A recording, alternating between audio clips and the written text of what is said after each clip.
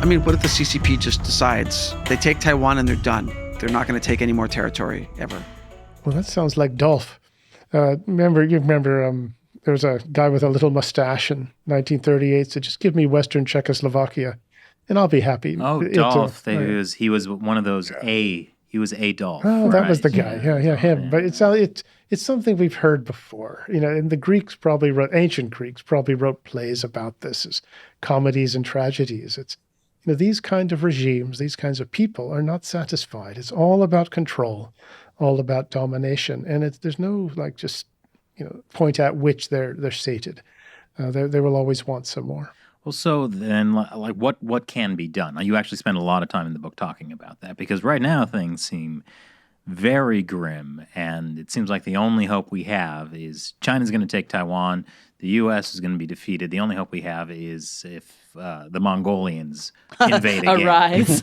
Come back. The Mongolians have to save us. Yeah. The Mongolians came through my mother's village in the 13th century in eastern Slovakia. Are you part Mongolian? I checked to see if my daughter could get some extra financial aid, but it doesn't appear to be the case. Oh, but I guess congratulations, and I'm sorry. But it's still remembered, apparently. But anyway, we do have a good hand to play, and that's what I try to get at in the book. I lay out, what's happened to us, what we need to recognize, and lay out what the Chinese strengths are, but also what we have to work with. I say we do have a good hand to play, and a lot of the book does deal with what to do about it, because it's obviously easy to complain, and tell a story of misery. But okay, well that's fine. But now what? And we are the United States at the end of the day, and I wish we would remember that. That helps. It's also helpful to remember that we're at a war, that we are at war. And that we might lose. You've got to start with that to realize just how grim it is. If a doctor comes in and says, look, this is what you got to start doing, but he doesn't tell you exactly why, you're kind of going to wonder why he's telling you that stuff and if it's really that important. But we do have a hand to play, and there's some things you could do. Stop funding the People's Republic of China and the People's Liberation Army. That is what we are doing, and we have been doing it for decades. That is insane. Choke off that flow of dollars, the convertible currency. Let them try to pay for the stuff in RMB. Mm-hmm. See how well that works. If you're going to buy a $2 million house in Hancock Park in LA, you're not paying in RMB, you're paying in dollars.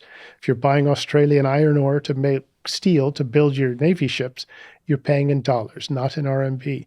Choke that off. And that's going to require hitting Wall Street over the head with a baseball bat. U.S. business, hopefully one day they will remember, what country's name is on the front of their passports. You've got to stop seeing this investment in China as this just panacea, as this wonderland, when it really isn't. It's at best it is Russian roulette. And once again, I'd like to see some state attorney generals bringing suits over that. Shareholder lawsuits should be a constant feature of this. It'd be nice to see the human rights protesters going after American companies that do this kind of business in China, the way they went after companies that did business in South Africa during the apartheid era. That would be helpful as well. Yeah, there was a big, was it called disinvestment campaign? Divestment is the word, yeah. Mm-hmm. Oh, it was immense. And college campuses everywhere, don't invest in South Africa until they end apartheid. And it worked. It worked. And you say, well, why not China? Well, if any, China is pretty darn bad. I know something about the apartheid regime there. And I'd rather take in my chances in South Africa. China is bad, but you don't see any of this. And it's just crazy, organ harvesting, concentration camps, black prisons, absence of any, the rights that we recognize. And where are the college kids? Where are the activist groups? I think they have other focuses. Apparently so. Where's the environmental groups? Where's Greenpeace? Where are these guys? I'm thinking of Code Pink coming up and disturbing the China committee meeting, right? With the China is not our enemy signs. And that does make you, well, then in that case, you see some guy strapped on a gurney having his organs removed and you think that's okay. The hypocrisy does get to one, but also China's vulnerable on human rights. They hate it when they're targeted that, and it should be 24/7. And also the elite level corruption. This is something we should really expose and trumpet it to high heaven, make sure all 1.4 billion people in China know about it. Remember when, I think it was Bloomberg and I think New York Times did those stories around 2013 or so that exposed Xi Jinping's overseas wealth.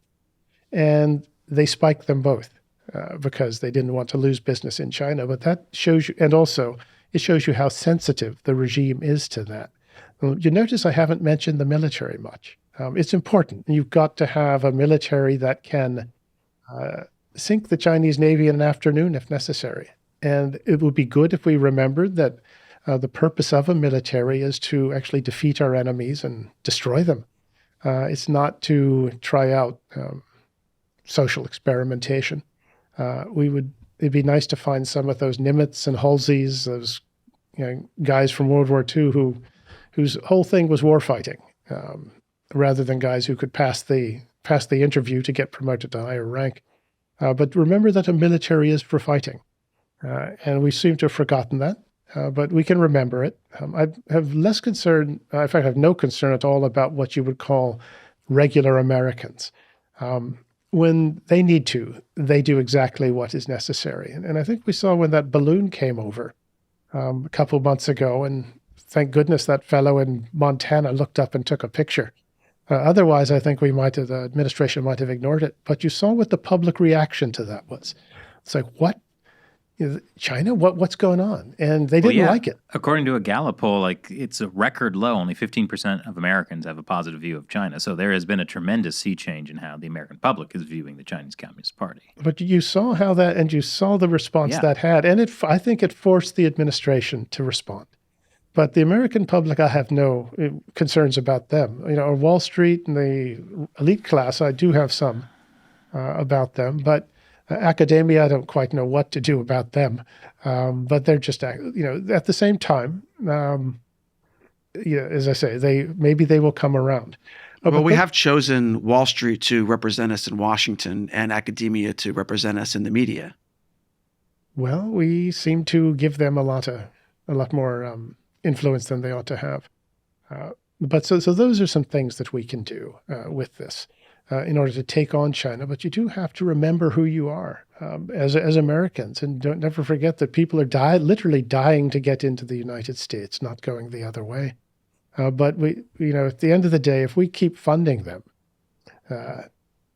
we should expect to, we have reduced our prospects of success by a good bit. But you just have to stop that sort of self-destructive behavior. How do you stop Wall Street from funding China, though? The use of congression, you're going to have to make laws to make it illegal. And there's been talk of, say, a reverse CFIUS. And CFIUS is it's that organization that vets incoming investment into the U.S. From a national security perspective. There's talk of making an outgoing CFIUS to make it, to check on, to vet investment into China from that perspective. Would it be done hard enough or strictly enough to really make a difference? I don't know. But I would like to think it would. But as I say, I wouldn't bet too much on it. And one of the reasons I say that is, one, I kind of know how the racket works. But if you saw the TikTok CEO, I remember testifying last week, and it was interesting just to watch him to see if he was going to say anything true. But the more interesting thing was behind him. If you look behind him, you saw this phalanx of, I think it was mostly white men, these angry-looking white guys. These were his lobbyists and lawyers, and this is the cream of America's, legal profession, their lobbying profession, the real movers and shakers. They signed up to do the bidding of the Chinese Communist Party. And when you got that going on, you do kind of hope we wake up in time. But it is going to take, I think, ultimately a shock to the system to get us to fully wake up. We are showing some signs of it, at least. If you remember, well, goodness, you all would remember even just a few years ago, that a lot of the things that are getting said today, you couldn't have said them back then. Yeah. But we tried. Well, but no one was watching our show. Well, they seem to be. Well, it's like anything, and that it can take time, but sometimes it sinks. And with that balloon, thank goodness, And I've told some people that I thought the timing was good for that in my book, because if somebody looked up and said, well, what the, what? Well, my book is the what the, it gives you an idea of what's going on with China, and also what we just might do about it.